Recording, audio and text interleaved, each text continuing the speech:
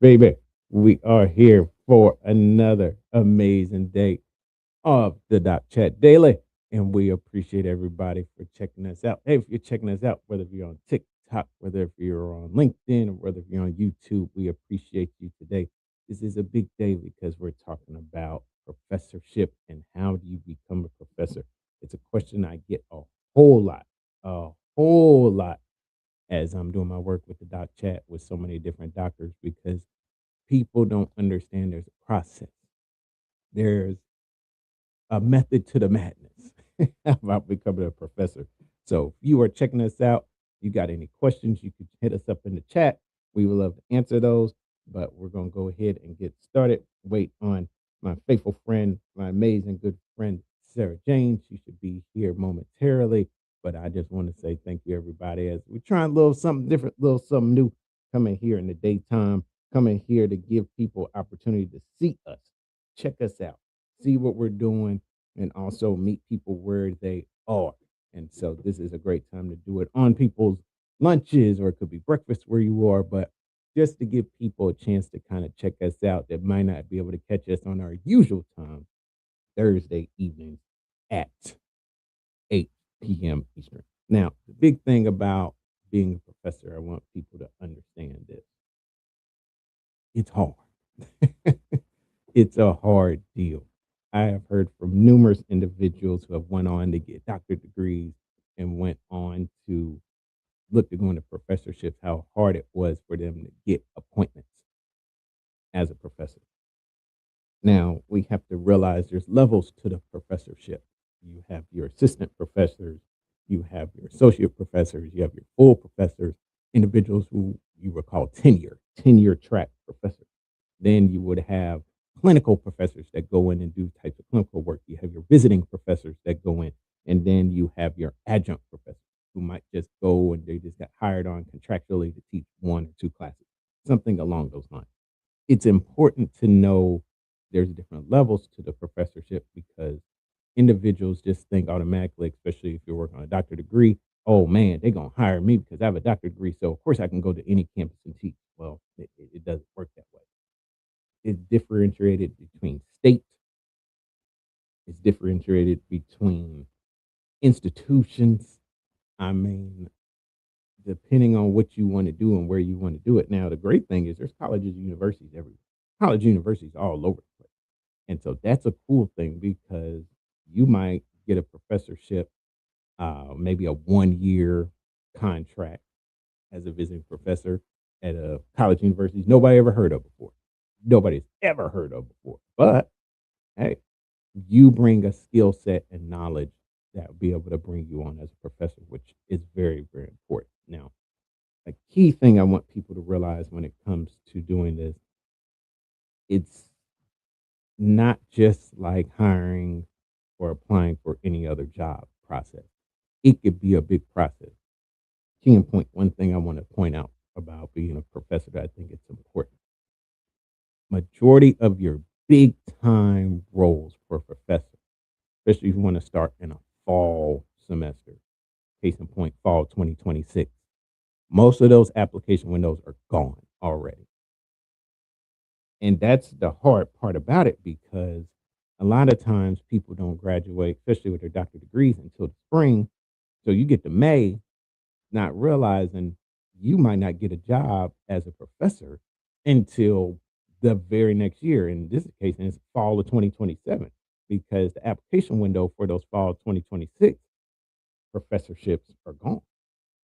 That's a hard thing. And I try to tell individuals all the time, make sure if you start to get a doctorate degree or if you're interested in a professorship, your application window is basically August all the way up until December of that next year. That's something people miss. They miss that. When you want to apply for a professorship, your application window is a year before you actually get into that job. That is something that's very, very important. So don't sleep on that. So if you're checking us out right now, go ahead, shoot us in the comments. Let me know if you have any questions about becoming a professor here on the Doc Chat Daily. We're here in the middle of the day, and we want to make sure that people understand these processes because Where we're getting people frustrated and upset about is they're thinking that automatically once they get their doctorate degree, they're going to become a professor. That's it. There's no other avenue for them. They just want to be a professor. And that's okay if that's your route. But we're letting you know it's not the easiest thing. Plus, you have to remember another thing. There has to be a professor spot before you to become a professor. So if there's no available professor spot in the specific type of field that you want to be a professor in, also in the specific type of location you want to be in, it's going to be really, really difficult for you to be a professor because we have to realize you have other professors who are assistant professors, associate professors, full professors. That's their gig. That's what they do. They're every year trying to get higher and higher, or if they're full professor, hey, that's their gig. They're probably not going anywhere. So spots have to open up for you to be a professor. So say for instance, you're graduating this spring and you're going to have a degree in, let's say, higher education. You're going to have a PhD in leadership, but higher education emphasis. So you want to be a higher education focused professor, where there's only so many higher education programs around the country. Okay. So why is that important to put out there? Because now you got to see, okay, where do you want to really teach at as a higher education professor? Well, say you only want to do East Coast, where there's only so many institutions that have higher education, masters, even PhD as majors that you can go to and teach at. Okay. So you're looking at those specific institutions. Well, maybe only two of them have opportunity. Okay. So now you're going up against all these other individuals who graduated with higher education backgrounds or their doctorate degrees. Also, it could be individuals who don't even have doctorate degrees that are going for that higher education role. So where you're going is very limited, very, very limited. So I want individuals who want to be professors to understand one thing. You have to be very, very cautious and serious about applying, when to apply, where to apply, and how you apply. That's going to be important. So let's go into the how you're applying method of this matter. How you apply to a professorship is very, very important too, because it's not just dropping off a resume cover letter. You might have to get letters of recommendation. You might have to write what's called a teaching philosophy, a diversity statement. You might have to write different pieces before you become a specific type of applicant that they can want as a professor. Very, very important. So before you apply for a professor position, you need to make sure all your documents are together. You need to make sure you have two or three people at any point in time. You need a letter of recommendation. They can write it and get it in at the right time. That's the key thing. They have to get it in before the deadline. Also, you have to get a teaching statement. What is your philosophy on teaching? What are your theoretical frameworks you use for teaching? That's very, very important. A lot of individuals don't understand that. And let me see, I might be able to bring mine up, something that I've done in the past. So you'll be able to see these particular types of documents that's important. So you might need a teaching statement, you might need a diversity statement, but you need something that shows why you're passionate about teaching. That's important. People miss out on that because they'll ask for that and people's like, what is that? First time I had applied to a professorship, I didn't know what that was. But you got to have some type of wording, some type of knowledge of how you teach and how it can line up with that institution. Very, very important.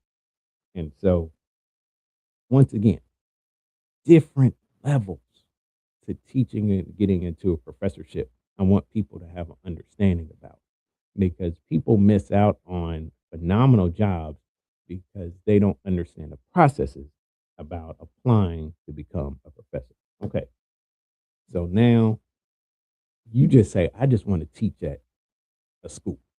I got my doctorate degree, or I have like an MBA, or I have different types of master's degrees that are specialized. Some people get master's degrees in biology or psychology, specified subject matter master's degrees. You can go and teach off of that, and you become an adjunct professor. Case in point, I knew a gentleman that had a bachelor's in history, master's in history.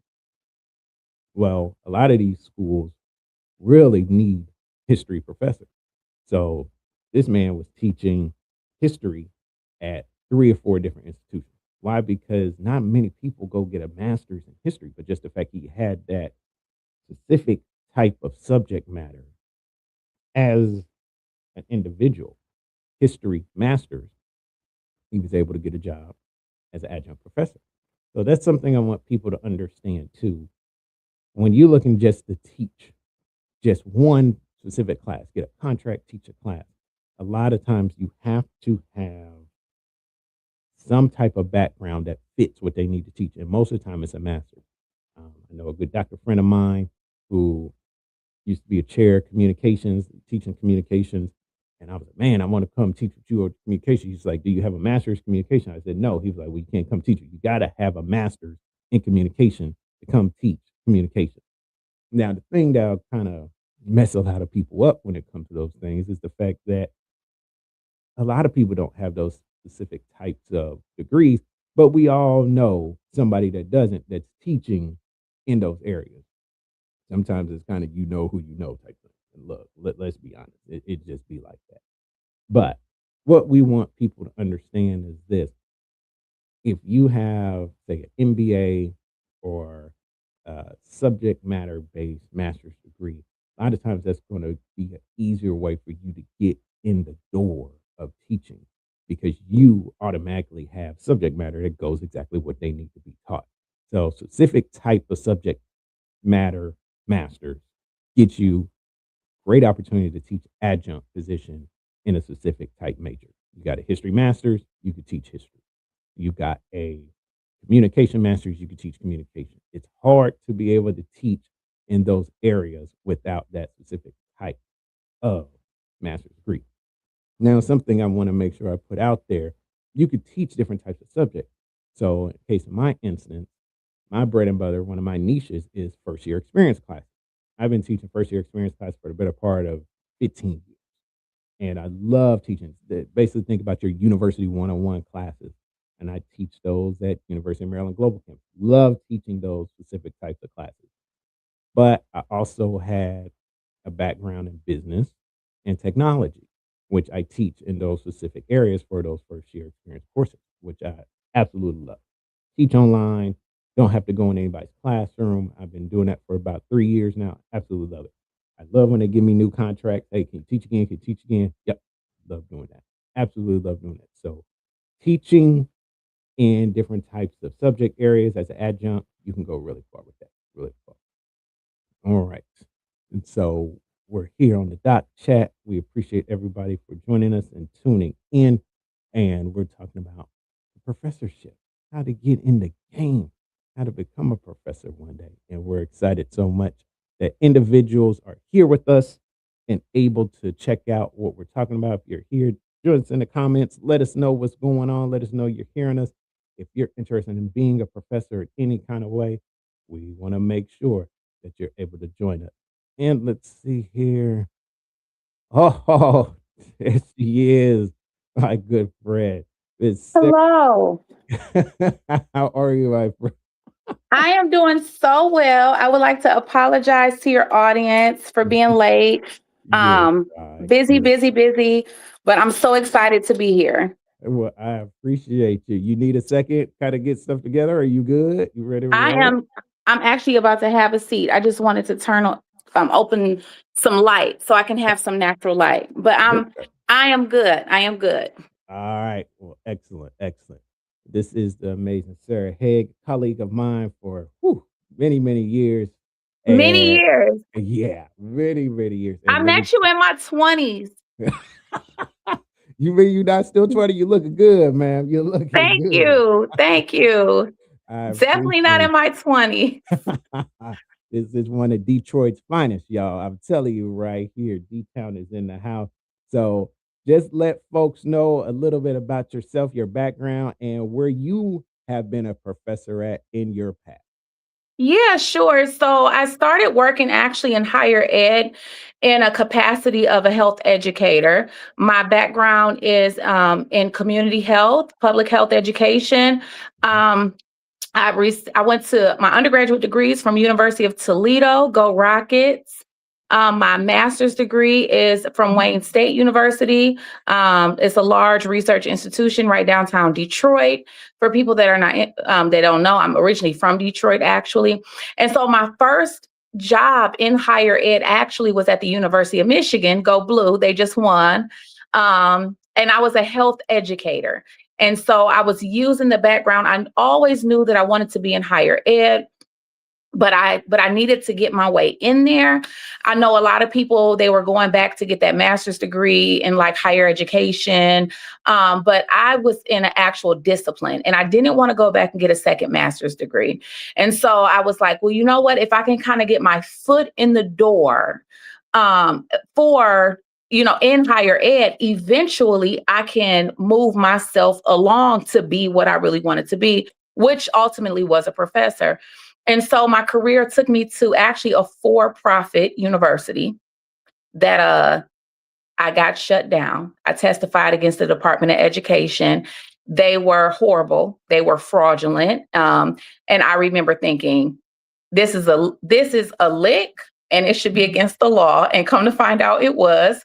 So that school is no longer existent, but I made my way actually to Ivy Tech. And in that role, I was the assistant director of advising for health and nursing. So, see how I'm, in my career as I'm shaping it, I'm still not letting go of this health background, because that is my background. Okay.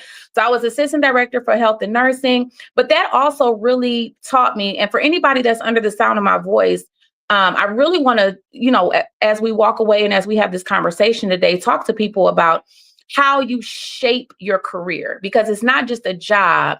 You have to be extremely intentional and you have to think about how you're shaping it, and you have to take ownership for what you want your career to be, because nobody's going to help you do that. Okay. So I'm getting somewhere. I'm going somewhere, John Turner. So Take your Dr. time. Turner, I'm Take your going time. somewhere. Hey, I had the Okay. first 15. You got the second 15. Go with it, because I love this. Okay. This is good stuff. So I was in that role for a couple of years. It was so valuable, because you would not imagine on the faculty side how many faculty members know nothing about financial aid, how they know nothing about add or drop or withdrawal. They know nothing about the policies of the university, because there are two different handbooks. There is the academic, there's the administrative side, the staff handbook, and then there's the faculty handbook. And I remember being in that space of being staff thinking, these faculty members are a bunch of idiots. They don't do nothing. They don't know nothing. Like, I just remember thinking that until I crossed over to the faculty side. And so at Ivy Tech, I ended up getting a big raise and ended up moving over to the faculty side as Mhm. what they called a faculty advisor. And that is when I was able to, because my actual title in the system, in the HR system, even though at Ivy Tech they call us faculty advisors, but it was really an instructor. And so Mm. that is how I was able to start my teaching career. Now, prior to that, I was teaching Ann Heine. Big shout out to her. Oh, Started my letting heart. me teach, Yes, ma'am. She put me IBYT, on like too. intro to Yep. college. Yep. Put me And on so too. that actually helped me, that propelled me to go to be full-time faculty.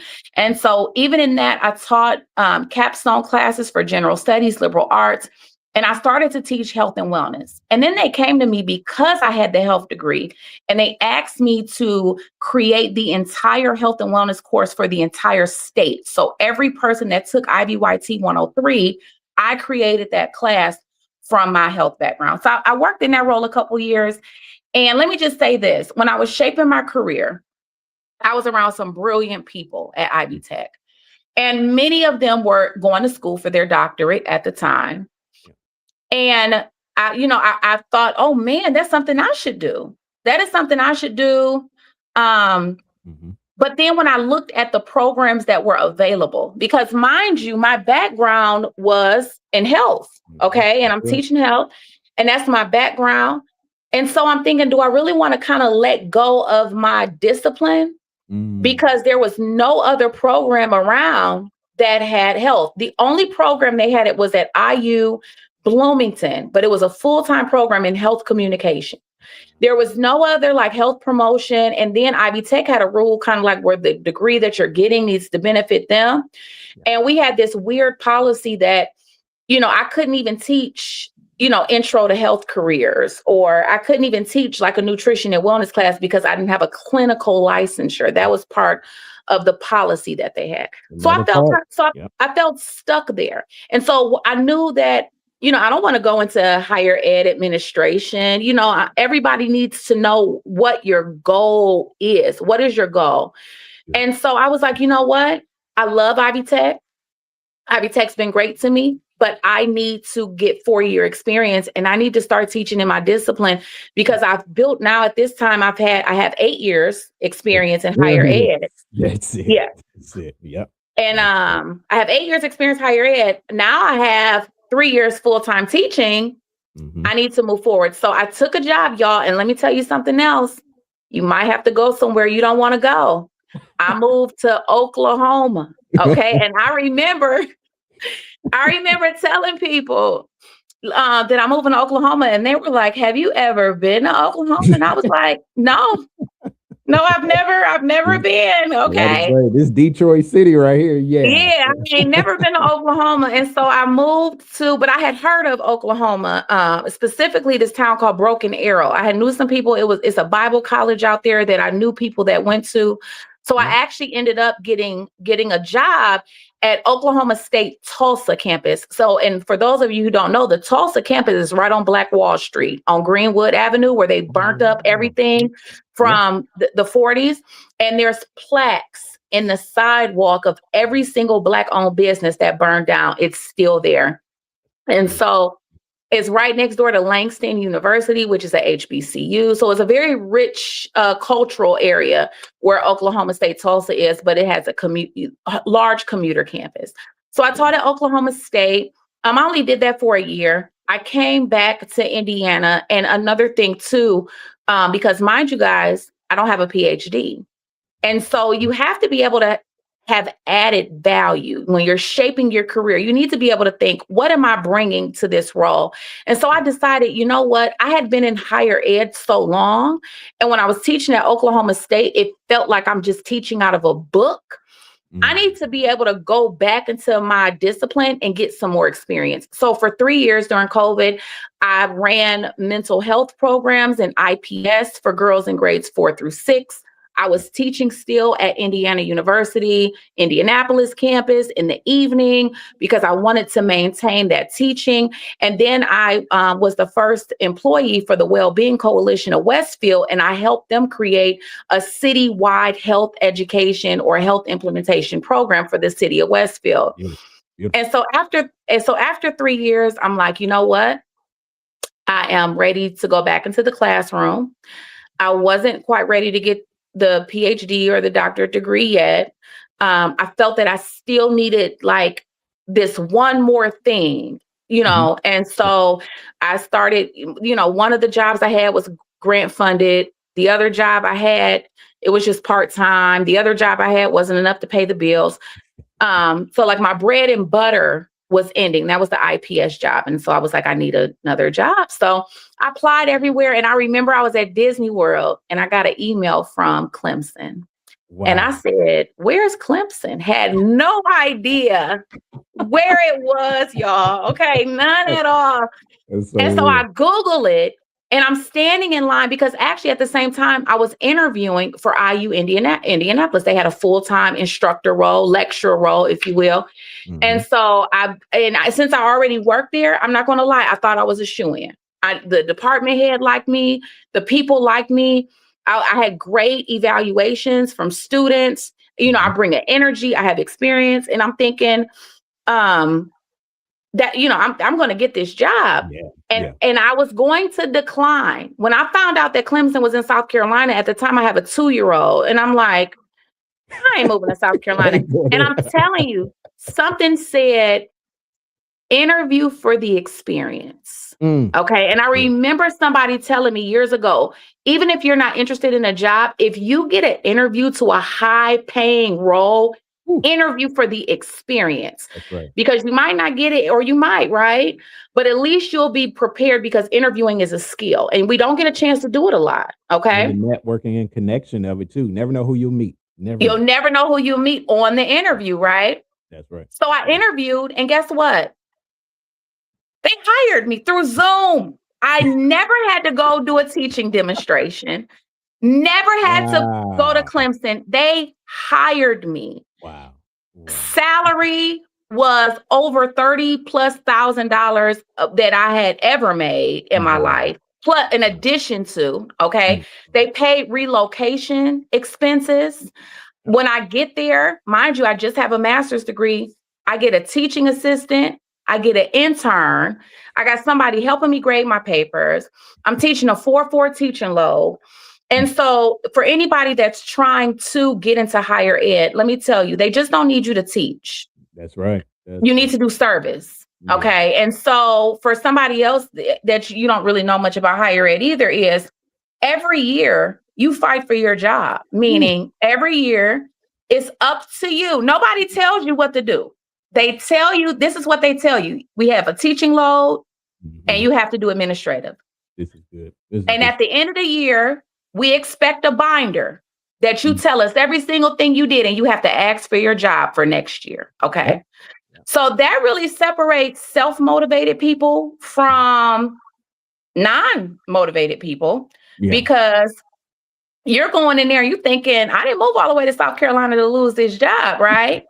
That's right. That's So right. I'm in South Carolina and Mhm. Clemson was so supportive that I ended up receiving thousands of dollars of grants. I implemented 5 community health programs in 3 different counties in South Carolina that really focused on community health and teaching communities. I had a health literacy program I was running. I had a lunch and learn program I was running. We planned an inaugural health fair in a county. We did health education sessions to homeless people, and when they can go next door to the food kitchen afterwards, and taught them all sort of things. And so I did that for 3 years. And I also was the advisor of Eta Sigma Gamma, which is the National Health Education Honor Society. Right. Okay. I spoke at conferences all across the country, and I felt like, on a personal note, it's lonely, and that's something that people don't teach you about higher ed. Higher ed can be lonely, okay? Ooh. And the reason is because in order to be successful in higher education, you have to be flexible and you have to be willing to move. Yeah. Don't Yeah. think now, some people get lucky, but when you really think about it, if you have an anthropology PhD, because I know that your audience is wide, right? That's right. And so That's you might have somebody that has a communication PhD, that has an anthropology PhD, that has a whatever PhD. Let me tell you, there's only so many anthropology programs in the country. And there's only so many professors that teach in this department, right? Yep. Yep. And professors teach forever. Once they hit tenure, they're in there, right? That's right. That's And right. then they can be emeritus, which is we still contribute and we don't even work here no more. Okay. Our name's on the wall somewhere. Yeah. So when an opening comes up, you may not have the luxury to say, I don't want to go here. If That's you're right. trying to advance your career, if your career is important to you. Now, one thing I will say in higher ed, I've learned that if you're married, they will find your spouse a job. Sure will. Hands down. So at Clemson, they tell you your first 60 days, if you're married or have a domestic partnership, send us their resume. We don't care if he know how to cut grass. He'll have a landscaping job, no matter what they do. No, serious. They will. They will. No They matter will. what your spouse does, you send that university their CV or their resume, and they will find them a job. So I can't even tell you how many spouses move around across the country. So don't let your spouse hold you back. If you feel like how would they be able to get a job? Ask the university. They'll probably have a job for them. This is a common problem in our career. They understand our career.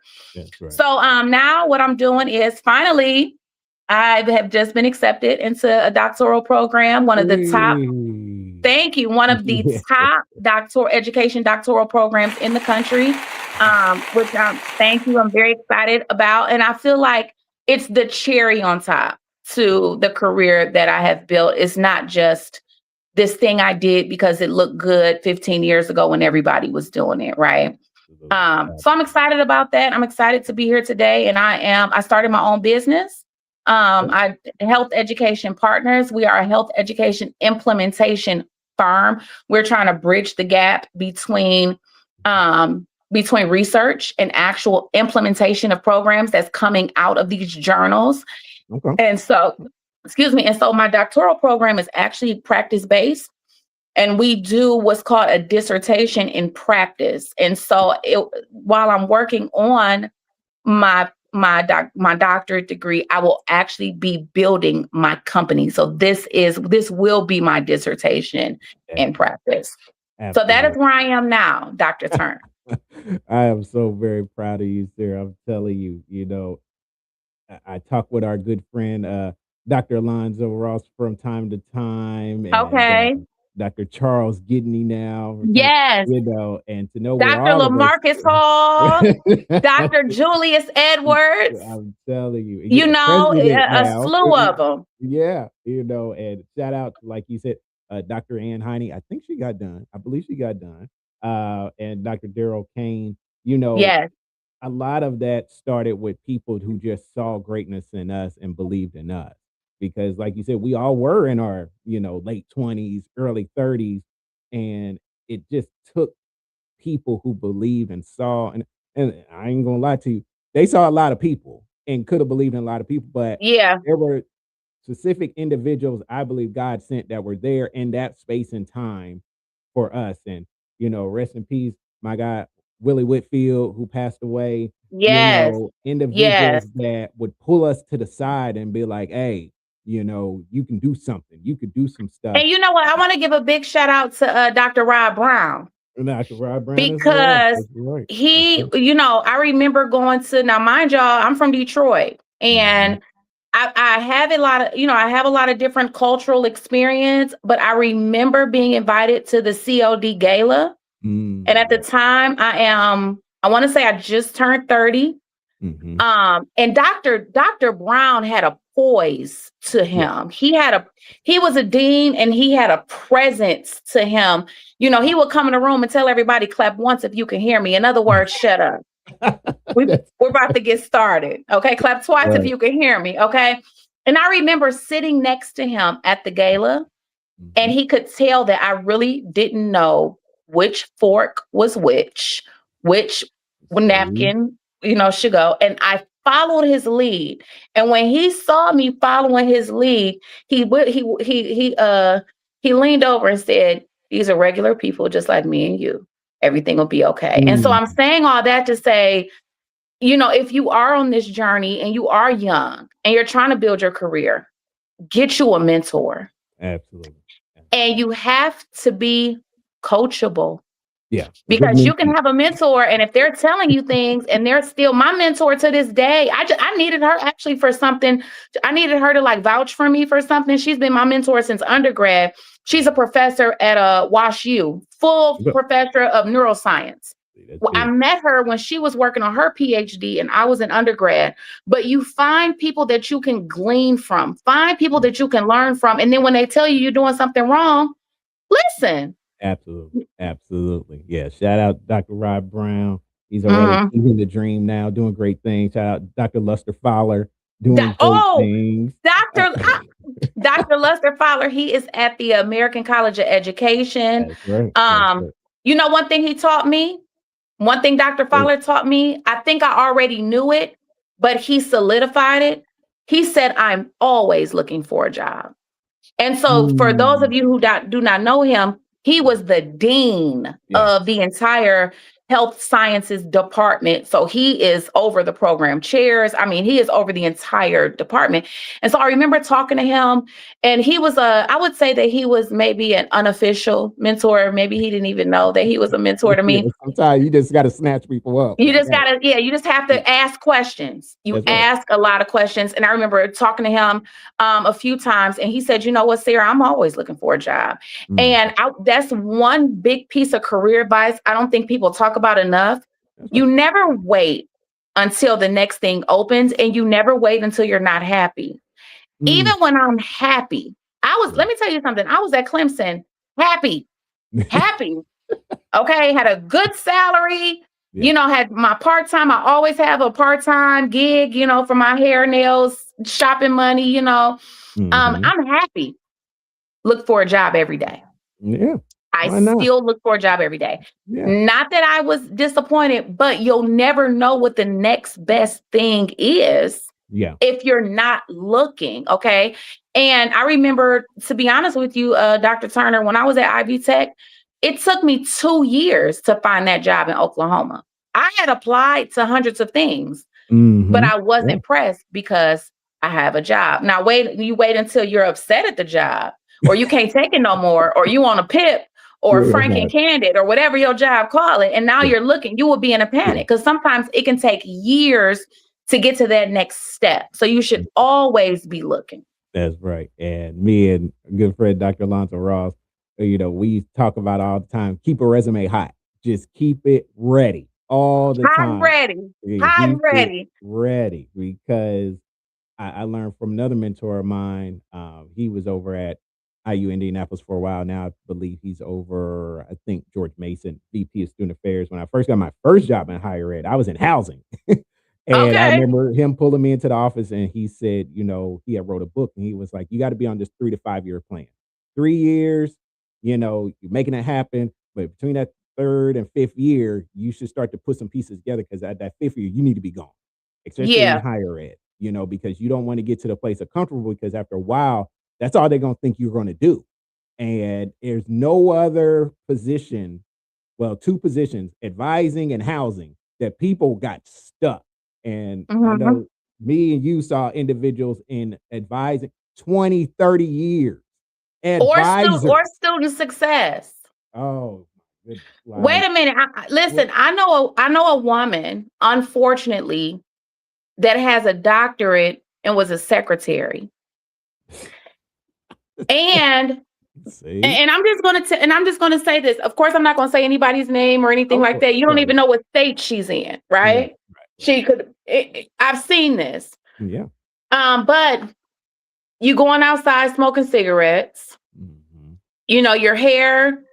you know, you are a brand. When you think about Michael Jackson, when you think about Mary J. Blige, you're gonna see Mary J. Blige gonna have that blonde hair. I mean, every now and then she might have it long, she might have it short, she might have it, That's right.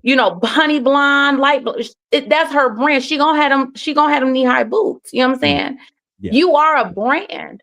That's And it. so when you think of what your brand looks like as far as being polished, being professional, the way you speak, being on time, I remember, Dr. Kane asked me one day, he said, What are you dressed up? What are you dressed up for? I had on like a full suit. And I said, I'm dressing for the job I want, The job not you for the want, job that's I it. got. Okay. Because people would come That's in there it. with them little polo shirts on. And I'm not saying I never wore them, right? Hey, But when I started to go up, I started dressing for the next person's that's job. right. That's right. And I think that those are soft skills that Yeah. need to be taught because let me tell you something, when you're walking in and everybody looks the same and you standing out, people gonna start asking you what's going on. But it shows you're serious about what you Right. have going on. That's right. And don't take it as a negative when they start thinking you're a threat. Like what are they doing out? Do they think they're better than us? No, we don't think that. We're getting prepared for the next level, which is Yeah. important. Very, very important. And so I also got a comment here. I want to get your thoughts on it because I think it's a good scenario right here from a good doctor Okay. here. All right. Have a master's in counseling, doctorate in educational leadership, BA in elementary and special ed. What classes could I possibly teach looking at Okay. being a professor? Where would she start with this? Because this is a good smorgasbord of Yeah. Education everywhere. So this is where you would start, Dr. Jody Easterling. This is where you would start. Number one, I would always recommend you go to Inside Higher Ed. Okay.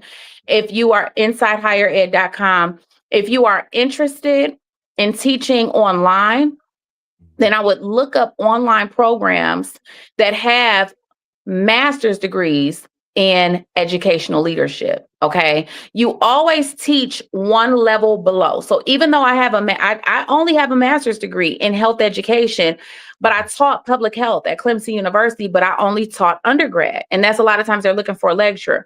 You would not be eligible to teach anything in elementary and special ed. And the reason that you wouldn't be eligible to teach that is because we all have accreditation. And the accrediting body keeps everyone's degrees, official degrees, online on record.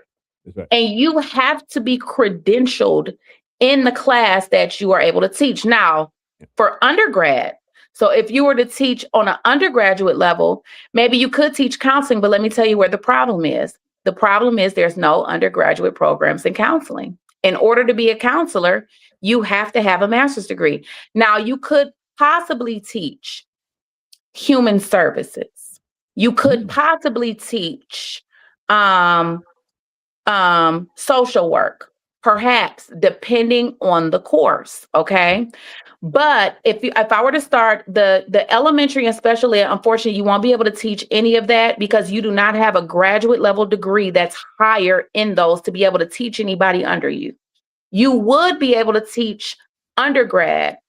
So 4-year, like human services, maybe social work, depending upon the course, but your bread and butter would be teaching a master's degree program in educational leadership, if they do have a master's degree in educational leadership.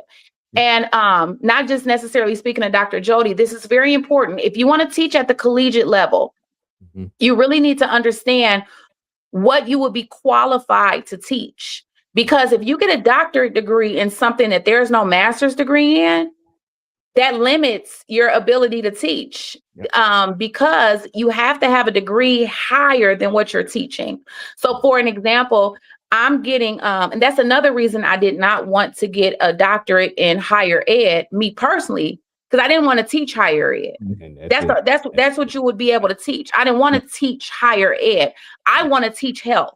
And so my doctorate degree will be a doctorate of education in health and physical activity so that I can continue to teach health, which is my discipline, right? Indeed.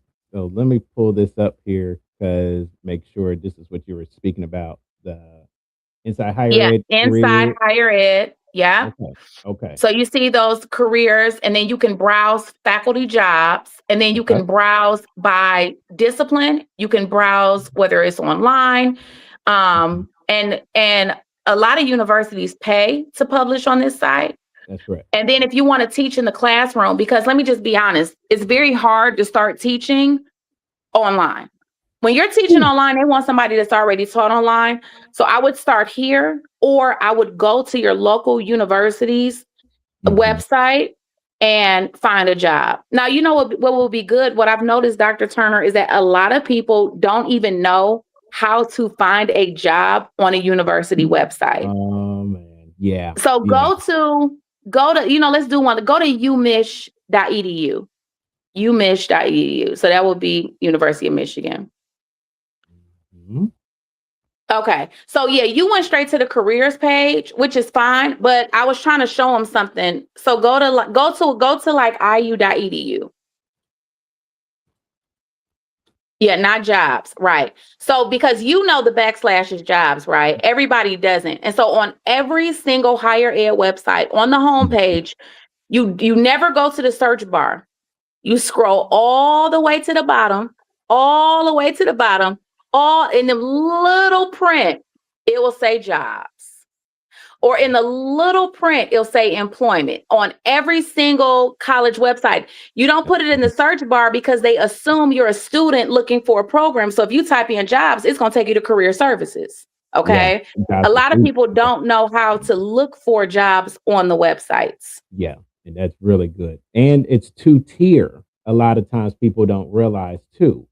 Just like we were looking at the careers, just like you were looking at inside higher ed, you have to realize staff, Or faculty. faculty. And Yeah. now, and I like how IU does theirs, you have executive positions. People are like, what are those? Those Yeah. higher leadership roles. And then there's foundations that have jobs as well. So all these Yeah. different things play a part because it's exactly like you said, people don't know what to search for. And Yeah. then the specified jobs of, like you said, you were at Oklahoma State University, Tulsa. Until you told me, I didn't know there was a Tulsa campus of Yeah. Oklahoma State You University. thought it was just in Stillwater at the And still main was. campus. That's Yes. it. And the same thing here, IU, all these different campuses, and each campus a lot of times might have specific types of majors that are just there. So I know like Fort Wayne in particular, they do a lot with social work out there. And I Yeah. had a friend of mine, she graduated with her social work doctorate, University of Pennsylvania. IU Fort Wayne wanted her bad. She was like, Dr. JT, man, can I go there? Can I said, you don't want to go nowhere near Fort Wayne. And you from Brooklyn, New York, you don't want to go nowhere near Fort Wayne. You but You got to have people to tell you that stuff too, for sure. but it also depends on if that was her only option. Yeah. Because if that was her only option, I'd have been buckle up for a year. You can Yeah. do it. Yeah. I know a lot of people that work in higher ed, especially if you're Black, Iowa, Kansas, they have to meet a quota of, so many Black people. I know with this current administration, Mhm. Things are changing, but still they do have affirmative action positions. Okay, exactly. And so higher ed jobs is one where that you will find these affirmative action positions and it'll come up and tell you exactly what position they need somebody basically of color, minority, women. And a lot of those places are like Montana, Idaho, places people of color necessarily don't want to move, but it can catapult your career. I know several Black men specifically that have done that are now vice presidents of Yeah. universities. Or full professors out there as well. I know one Black male in particular. He was the first full-time Black professor, I think University of Idaho they ever had, and this was just like 3 or 4 years ago. Well, John, I was the first full-time Black professor at Clemson and within the past, and the data that they showed was only 5 years. I was there. I was the only. Wow. Yeah. Because Clemson, South Carolina is in the middle of nowhere. It is the truth. And I was there 3 years. Now I lived in the city, which was an hour drive. But I think, and this is just not my career. This is careers in general. You have to be able to make a sacrifice. You have to be able to make a sacrifice for what you want because as people say, if it didn't cost you nothing, it don't mean nothing. Yeah. You get in what you put out, and so sometimes you have to put in a little loneliness or you have to put in blood, sweat, and tears. You have to put in isolation just for a little while. I'm not saying let your mental health deteriorate. That's one of the reasons I left. It was like, okay, I've done this 3 years. You can Google me. They wrote articles about me. I was on Faculty Spotlight. I partnered with the football coaches foundation program and the dean of my college to create programs. I've made some really good connections. I have colleagues now all over the country at Penn State, in St. Louis. I mean, you name it. And I left on a great note. Okay, even for my doctoral program, my prior supervisor wrote my letter of recommendation, even though I'm not there anymore. Which was the chair of the department.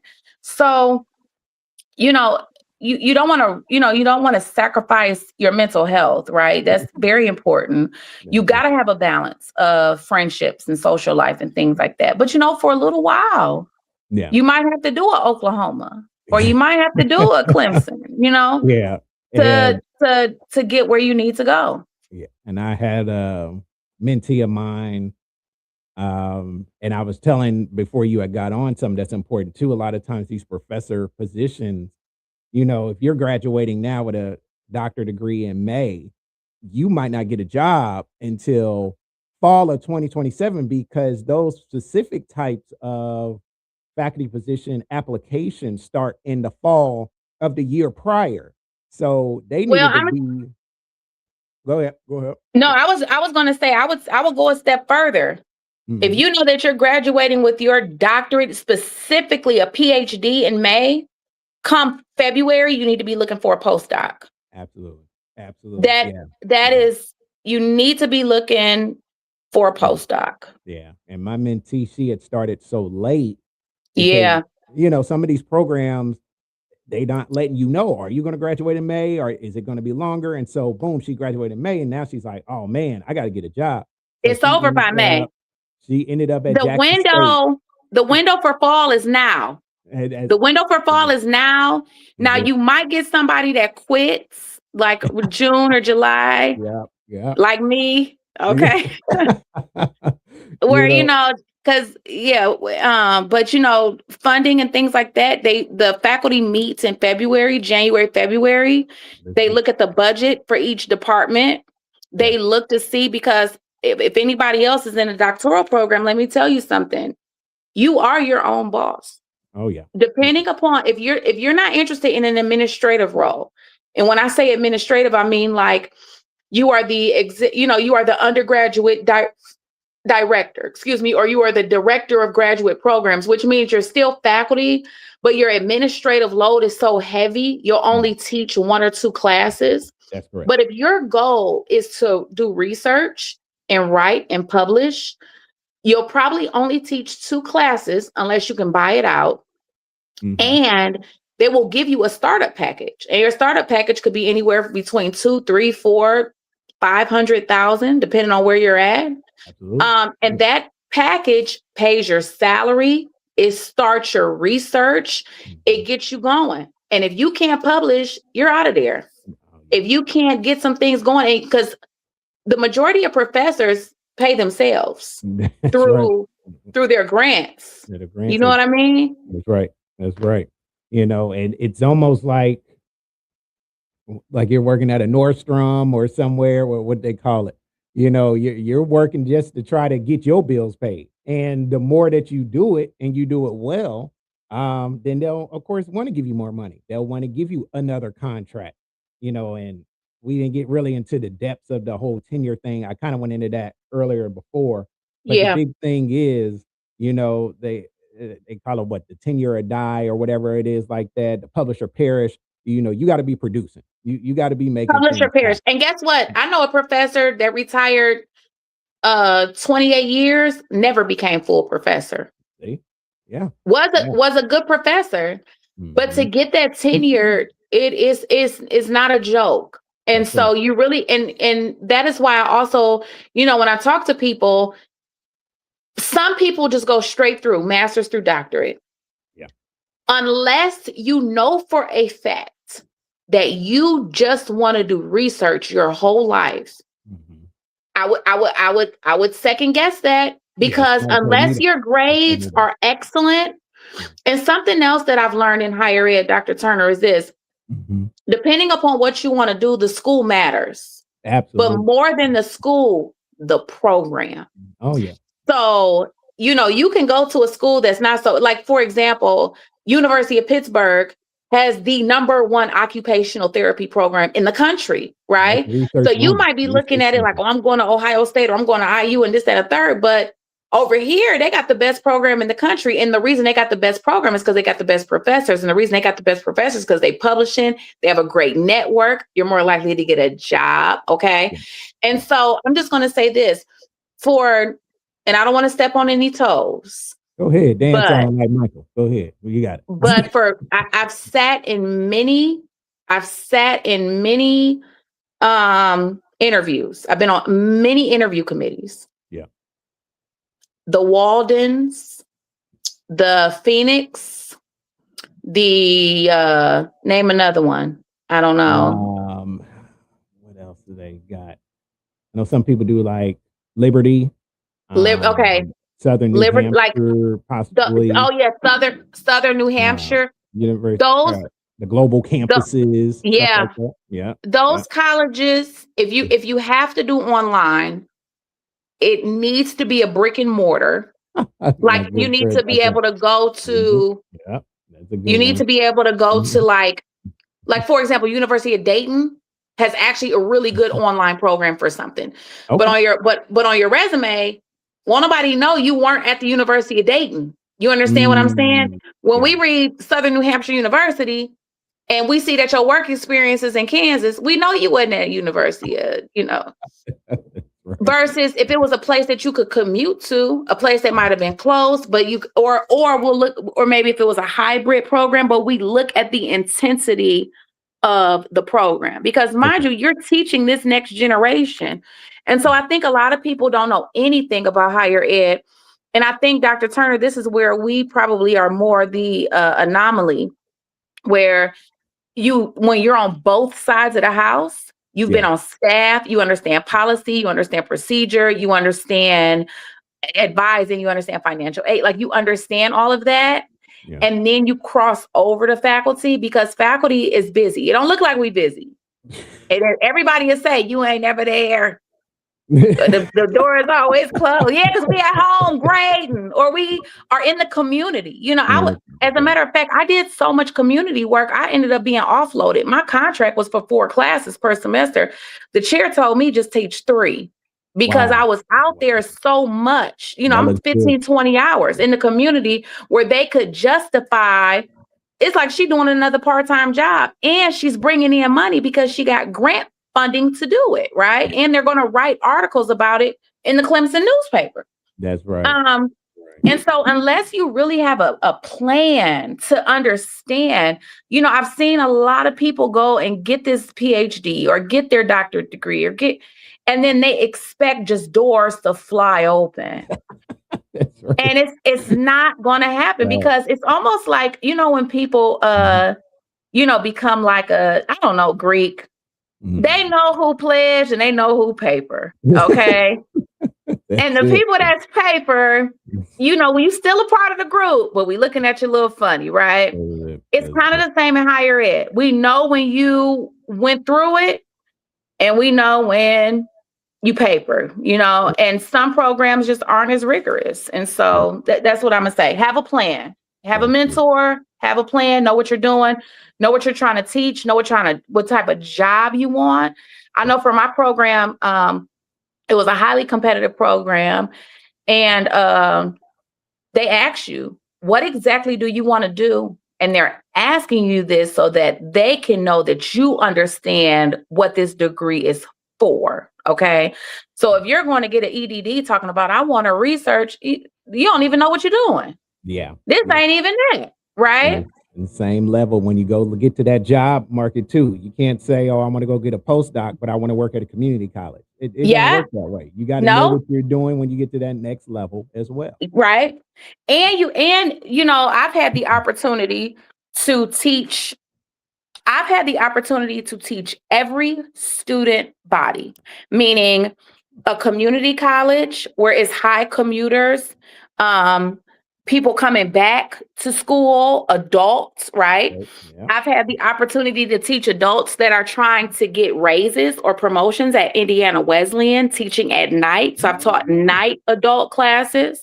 Yeah. I've had the opportunity to teach young adult commuters at Oklahoma State in Tulsa.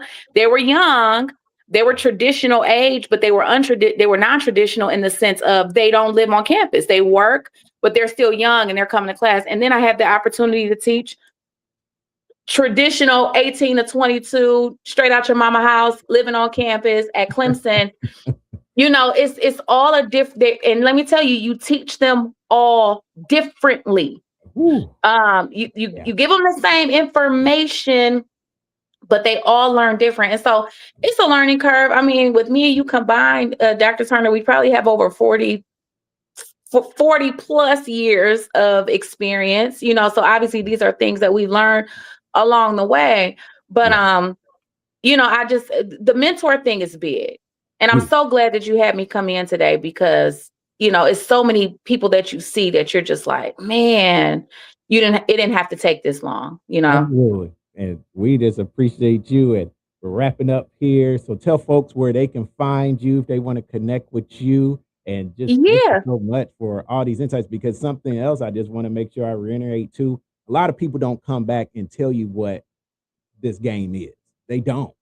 I had a lady, she graduated her doctorate degree a couple years before I graduated mine, same program. And she said, you know what? God bless you, but I can't help you, because she went through so much trauma through the program. And I was like, well, that ain't gonna be me. I need to be able to pull my brothers and sisters up. And that's what we I'm did the here today. same That's what we way. did. Like Frederick Douglass.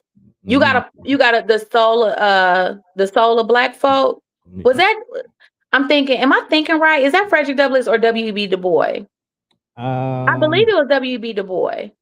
believe. Look it up. The soul of black folk. It's been years since I read it. When I say years, like close to Yeah, 20. W.E.B. Du Bois. W.E.B. W.B. Du Bois. Okay, I'm Yep. sorry. Yeah. But in there, he talks about the black bourgeoisie. That would be us, John. And about how it's so vitally important that once you become these people, to not just leave and go to a better life. You Mhm. have to pull down and educate and help and lift up. And trust me, like, like Harriet Tubman, some people ain't gonna go, right? Right. But then there are gonna be some people that I know. For me, when I was coming up, I was a sponge. Anybody Mm. that talked to me, anybody that was willing to give me any knowledge at all whatsoever, I took it. You might not agree with it all, right? But at least I'm open, I'm listening. So if you're interested in finding me, my website is healthep.net. The name of my company is Health Education Partners. It's on the screen, but my website is healthep.net. My contact information, my email, I have a connect form, all of that is located on the website, and tell you a little bit about what I'm doing. And if you are a professor, this can I do a plug here, Of course. John? Of course. Okay, and so if you are a professor and you are interested, in if you do have research, so part of what we're doing is this: professors, they wear many hats. They do Mhm. research, they mentor doctoral students, they teach, they grade, they have interns, they have all of these things that are going on. And a lot of times they don't have the bandwidth to implement their research into real life. So let's say you thought of this really great idea. For example, it was a professor at Clemson. He got a really big grant through the National Science Foundation to implement this I Am a Scientist program to young disadvantaged kids. And he only could do it for like a year. And he's just like, he got 4 kids, he married. He like, I can't do this, right? He was so willing to say, here's $1,000, you do it. And just bring me back the data, right? So now he has data to report back to the National Science Foundation that the money you used, it was programmed, it was implemented, it was sustainable. Okay. So if you are a professor out there and you're trying to take you're trying to take your research to the next level, and you need hands and feet on the ground, you need people that understand public health, health policy. You want to play in a program, you need people to come out and do wellness training. I'm in Indiana. I have 2 employees. If you scroll down, you'll meet them. If you go to meet our team, yeah. We have Jennifer. She is in Michigan. We have Deja. She is in Louisiana. And so if you want to spread your program, if you want to spread the net even further, the goal of Health Education Partners is to be in all 50 states, or at least 30 of them. So that we can implement these programs and bring professors' visions to life, and they just bring in the money, the idea, and we implement your dream. And so if that's you and you're listening, you're thinking like, man, I have this idea and I'm really trying to do it. Maybe I can get some money for it. If you go to our services page, it tells you everything we do. We implement programs. We can help you plan programs. We can do workshops, seminars. We're also QPR trained. So if you need suicide prevention for your team or your company, we help you do that. We can do professional development. If you need professional development in health, mental health, emotional health, this is our background in health education. Or if you need us to do a needs assessment. So if you need to figure out, is this a good idea? Does this community even need this? Or, we did this program. Did it even work? Was it even valuable? We could do an evaluation as well. So those are the services we offer. If you're interested, reach out. We love that. We love that. And giving you some love, my good friend, Reverend Dr. Shonda Gladden. She just wanted to show you some love. She checked out the show today, so we appreciate you. Thank you so much. Thank you Yeah, so much. I really appreciate that, Dr. Shonda. I really, really appreciate that. absolutely phenomenal. So we appreciate you, Sarah. You're doing great things. Soon to be Dr. Sarah, and we can't wait to celebrate you. But I'm celebrating you Lord right now, willing. my friend, because just the work you've done and see your growth over the years, I mean, it's powerful. Absolutely powerful. So thank Thank you. you. I appreciate you. Appreciate you. We are done, folks. We'll be back here at 12 o'clock tomorrow. We're going to have another topic. I'm telling you, yesterday, I didn't think nobody was going to check out. We had over 200 views yesterday. So, I mean, at least people are checking us out live Yeah. views, and that's exciting. So, we're, of course, on the Professor JT YouTube page, TikTok page, and Dr. John C. Turner on LinkedIn. I appreciate everybody checking us out, and we'll see you on tomorrow on the Doc Chat Daily. Until next time, everybody, peace